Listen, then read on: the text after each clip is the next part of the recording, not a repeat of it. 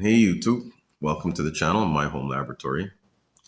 Every field has its own language, if I may say so. And so I thought it would be a good idea to go over some nomenclature, words or names often used in microbiology. Just to keep the video short, I'm only going to go over 10 of those words. Now, these words come up a lot during laboratory sessions, so it is important for you to eventually memorize them. But don't feel anxious about memorizing them immediately after this video. There's plenty of time. During my lab work with you, I will be going over the same words and names that I'm going to reference now as I'm demonstrating, so you will be able to see it in real time and hear it and get used to the words.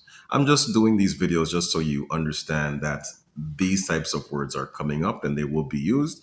So if you want to go off on your own and maybe take a look at some of the things that I'm mentioning, you can, but otherwise I will be demonstrating while I'm mentioning them anyways.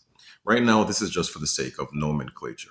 This is a microscope slide and this is a microscope cover. The cover goes on top of the slide. These are just two of the many things that are important for one to know if interested in microbiology.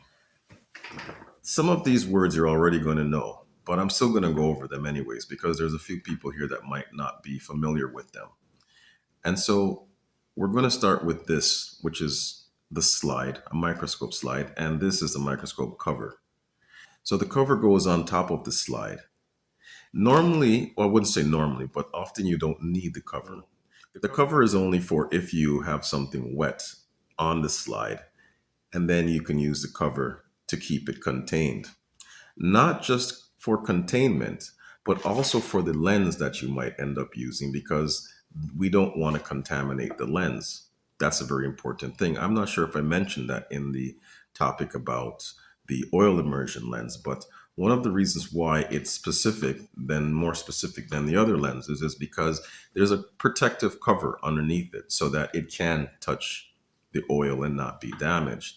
The other lenses should not be used with oil immersion lens because they will be damaged and it'll be really hard to clean it anyways. They're hard enough to clean as it is. So you have a cover, microscope cover, and I think you could see that I got fingerprints on this. It's really important that these stay clear. They're fragile too, so cleaning them is really hard as well. But these slides, often we put liquids on them and the cover would just be to go over it to prevent the liquid from either spreading across the surface here or contaminating your lens. Sometimes you don't need this cover. Sometimes we have a dry specimen, and the thing is it might have been wet at the beginning and then we dried it. When we do that, we call that heat fixing. So if you had something liquid here and then you want to dry it to your slide, you would put it across a flame and then it would dry out. It would evaporate the moisture and then you'd be left with pretty much a dry version of whatever it is you had that was wet. Now, there are different reasons why you would want to do that. And one of the reasons is another name that I was going to mention, and it's the name or nomenclature. It's the name of a technique and it's called staining. So sometimes we want to see things under a certain color. And so we stain them, just like any kind of ink or dye. We just stain it. But it's hard to stain it when it's wet. So we need it dry. So what we would first do, here's your microscope slide. Here's your microscope cover. For this, we won't discuss the cover because we're going to have it dry. This cover is only for if we want to have a wet specimen, then we would cover it and keep going. So I'm going to put the cover down for a minute. You would have your wet slide. And then what you would do is you put it across a flame.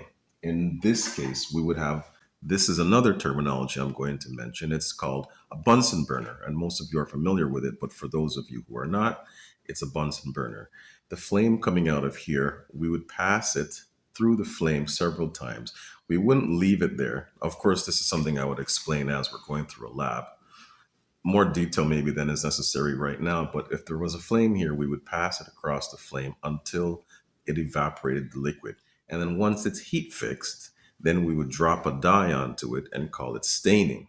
So there are different reasons why we would want to stain our slide. One reason is for differentiation. Differentiation is not just a term specific to slides. It's also used for the other processes in microbiology.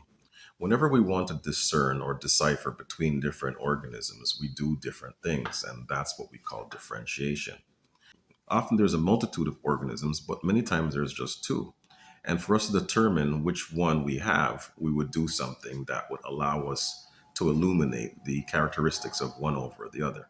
So, staining would be another term that's used often, very often in microbiology. There are different types of stains, so I won't go into each stain, but there are quite a bit of stains. One thing I did forget to mention is that when we do put a liquid specimen on here, I'm sure you're all familiar with specimen. I won't include that in the words, but specimen is whatever it is that you have there that you're going to be observing.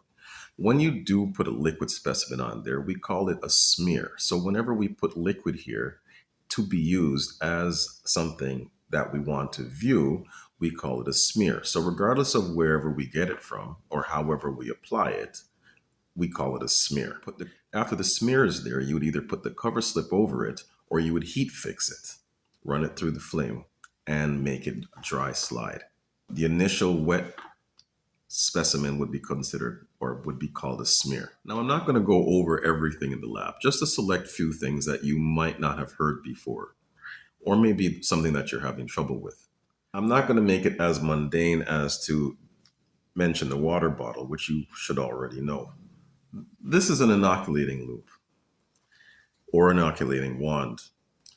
There's a little thing at the end here that we put inside this piece here. I'll just take it apart so you can see.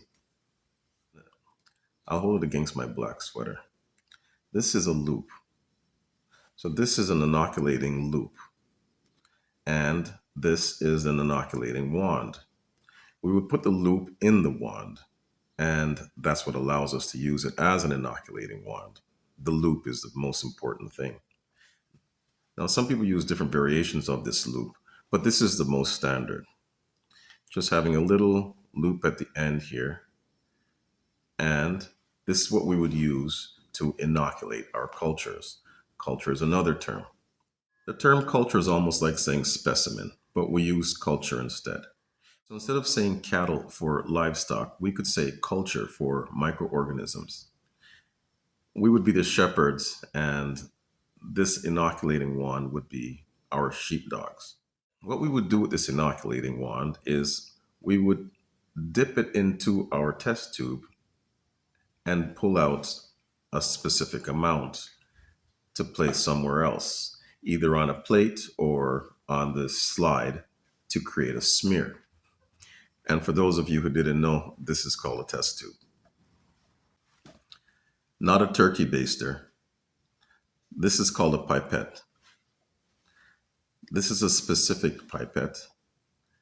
It gives increments up to a certain amount. This is a 10 milliliter pipette. Now you can go any increment you want, but that's where it stops, 10 milliliters. Most pipettes have a stop. Most of them have a specific volume that they're used for pipetting. Now, just like with staining, there are different types of pipettes. I won't get into that, not in this video.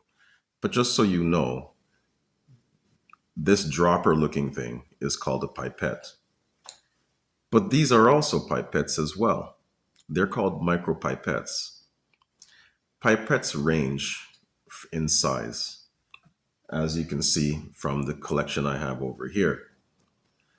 They're used differently and for different purposes, which again, I won't get into it. There are different types of pipettes, but overall, this dropper, large dropper looking item here is called a pipette.